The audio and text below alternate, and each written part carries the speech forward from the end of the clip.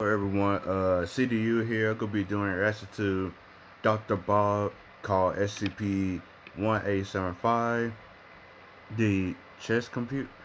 Oh, I'm bad with reading, a little bit bad reading. Not the best, but not that good. So let's get into this SCP video. It is the mid-19th century, in a village not far from St. Petersburg, Russia, where a sideshow carnival has been set up. There are a number of tents displaying various attractions, a man juggling fire in front of one. In another, a large bear balances on top of a ball. A detective from the St. Petersburg police force has been led here in the course of his investigation into the disappearance of a local chess prodigy's twin daughters. He had heard a rumor that the girls may be here, and he could easily imagine a kidnapping victim forced to perform as part of this seedy traveling circus. After passing by a contortionist and a man throwing knives at a woman strapped to a board, he found what he had been looking for: a large tent with a hand-painted sign reading, "The Samurai, see the unbeatable chess automaton." The detective had heard about these kinds of shows, and had even seen one himself.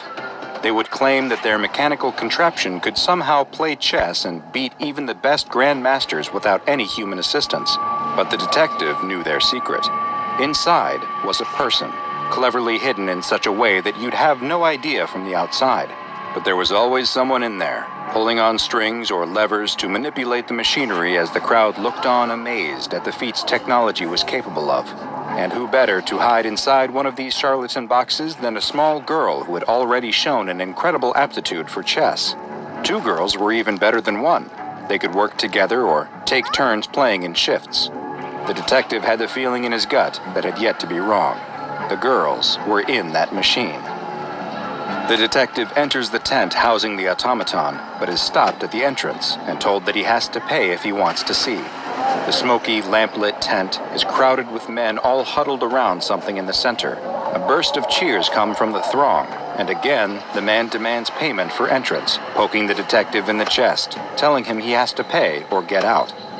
The detective asks if he's the owner of the machine, but the man says he's just the exhibitor.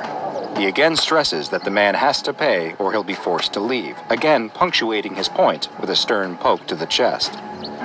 As the man pokes the detective again, though, the detective grabs his hand and twists his arm behind his back. He asks again who the owner of the machine is, but the exhibitor, through gritted teeth, tells him he really doesn't know. He only communicates through letters and doesn't know the owner's real name, or even what he looks like. The detective shoves the man aside and heads deeper into the tent. He enters the crowd of men, pushing them aside, and finally sees what everyone has been so amazed by. There in the middle of the room is a chessboard on top of a steel table connected to a small steam engine. Sitting next to the table is a stationary suit of samurai armor, and across from that is a Russian man who appears to be deep in thought. He is playing chess, and his game against the samurai does not look to be going well. The detective sees the man make his move, and then, almost instantaneously, a piece moves by itself across the board in response. The man buries his head in his hands. Checkmate. The crowd erupts and cheers as the detective makes his way to the table. The exhibitor is rushing towards him, trying to stop the detective as he inspects the samurai suit. The suit falls to the ground. It's empty. The exhibitor is pulling on the detective, pleading with him to leave. The detective knows the girls are in here, though. If not in the suit of armor, then under the table itself. The detective grabs the chessboard and pulls. To his surprise, it comes off easily. And underneath is machinery. A complicated series of tubes, magnets, and gears whir and hum with electric current. The detective can hardly comprehend what he's looking at until he spots it. There in the middle of the machinery are two glass jars, connected to the rest of the device by wires. There's a pink blob. So the girls became the thing, became the samurai. Of organic material in each jar, brain matter, and they are labeled with the missing girls' names. This is SCP-1875, also known as the Antique Chess Computer. SCP-1875 is a chess automaton from the Victorian period that is made up of four main components, the first of which, SCP-18751, is a steel table measuring 72 centimeters by 72 centimeters by 64 centimeters, with a standard 8x8 chessboard painted on top. Inside the steel box is a sophisticated piece of machinery that combines mechanical and biological elements. The movement of the pieces comes by way of magnets, with the moves themselves appearing to be decided by an analytical engine. Integrated into the analytical engine is brain tissue from the twin 14-year-old daughters of a Russian chess prodigy who went missing during the 19th century and were never found. The pieces, which have been designated SCP-1875-2, form a standard 32-piece chess set and are carved in an Oriental style. The pieces have magnetic bases, and the tops have been identified as being carved human bone and genetically matching the brain tissue in the machine. SCP-1875-3 is a small steam engine with variable speeds that is connected to the machine via a drive shaft. SCP-1875-4 is a suit of 18th century Gusoku-style samurai armor. The armor appears to have no actual connection to the machine, mechanical or otherwise, and it now seems as though the armor was merely a prop, though multiple Foundation researchers have reported feeling a sense of unease and anxiety after making eye contact with the suit's mask. SCP-1875 continues to be fully operational and even has adjustable difficulty levels depending on which speed the steam engine is set to. To test the chess-playing abilities of the machine, a D-class personnel was seated at the machine across from the samurai, and moves that were decided by chess software were broadcast into the room. Games were played on each of the machine's 5 settings, and the chess software was used to measure SCP-1875's estimated rating on the ELO system, which is a method used to calculate the relative skill of players, with a higher number being better.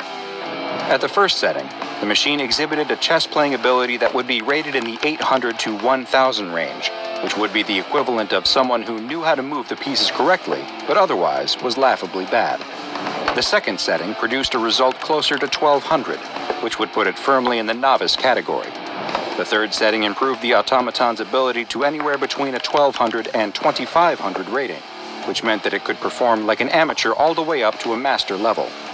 The fourth setting, though, was where the machine became truly incredible and operated above a 2500 ELO rating. At that level, it would play like a chess grandmaster, and sometimes operated at a level higher than any human has ever been recorded. The fifth and final setting was baffling, though. The machine would play erratically, sometimes at a level even higher than that measured on the fourth setting, but then in the next game would make nonsensical decisions or look like it was trying to lose, sometimes even making moves that were illegal. Multiple games were played at this setting, and the amount of illogical moves only increased. The pieces began to move faster and faster, and eventually they began to ram together until several were chipped. The testing was quickly halted after this, and further... Why it does that? Why in the 5 setting is to start cheating, but when it's in the 4 setting, he plays like a god? It makes no sense. I thought the 5th one plays like you are the most OP player, but it plays like you like a cheater. Tests were suspended until a way to test without potentially damaging the pieces was found. Following this bizarre result, something even stranger happened. 5 minutes after the test, an email was received by all members of the SCP-1875 email distribution list. The message, which appeared to come from a research analyst involved with 1875 research, consisted only of a single image, which has been classified as it is suspected of having dangerous memetic properties. Multiple members of staff opened the email, leading them to unintentionally view the attached image, and soon after reported numerous symptoms. They would immediately begin feeling anxiety, followed by a headache and fever. 2 hours after viewing the image, they would begin feeling restless, unable to sleep, and hear auditory hallucinations. After 4 hours, visual hallucinations would begin as well. After 7 hours, while still awake, they'd be exhibiting less and less response to stimuli. After 11 hours, there would be only brief periods of lucidity, during which the afflicted person would appear to recover completely and immediately demand access to the computer on which... That's just weird. That it sends you a message, then you start going through all this. They originally observed the image. After 12 hours, well, it only gets worse from there. SCP-1875 has been classified as Euclid, and the most important aspect of its containment is that it never comes within transmission range of a wireless data network of any kind. To help ensure this, the anomaly is kept contained within a Faraday cage at all times, and a network security expert is always on site. During testing, the steam engine never explained to you what's about to happen for that 12 hours. Speed is only to be placed on one of the first 4 settings and never the 5th. This rule became necessary following a test at the 5th level, after which a laptop computer was introduced into the Faraday cage to see if new research material would be transferred onto the computer similar to how the mimetic image appeared. It seems, though, that the laptop used was somehow infected and spread its virus to the entirety of the site's computer networks. All electronic communications with the facility were strictly forbidden by the O5 Council itself, which shows just how dangerous this could be. No electronic communications of any kind would be allowed until it can be determined just how SCP... This is affected, so when they put the laptop inside, they shall let the laptop play with this chess computer, and they put in the 5th level. It's just affected every single computer in the site. That's actually crazy. 1875 is transmitting its extremely dangerous mimetic image, and how it can be prevented. In the future, should any staff come to unintentionally view or open an email that contains shachmate.exe, they are to immediately...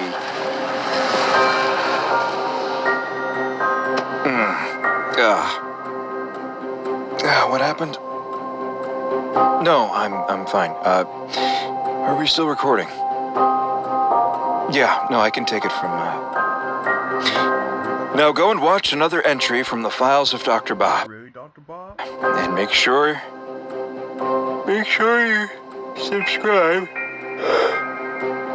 and turn on notifications so you don't miss a single anomaly as we delve further and further into the SCP Foundation's classified archives. I think, I'm going to go lie down. Dr. Bob is dead. But I hope y'all enjoy this video. Like and subscribe to the channel, and subscribe to Dr. Bob. He makes some really good SCP videos as well. This is actually an interesting SCP. That the SCP is connected to two of the girls, and the field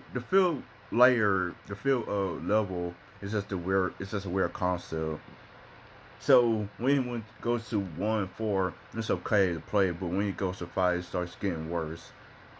But I want to know what happens. You just going to die for that 12 hours or something? I don't know. They don't really explain. I think we just look up in the wiki. They actually sponged it out as well. So I hope y'all enjoy this video, and see you guys later.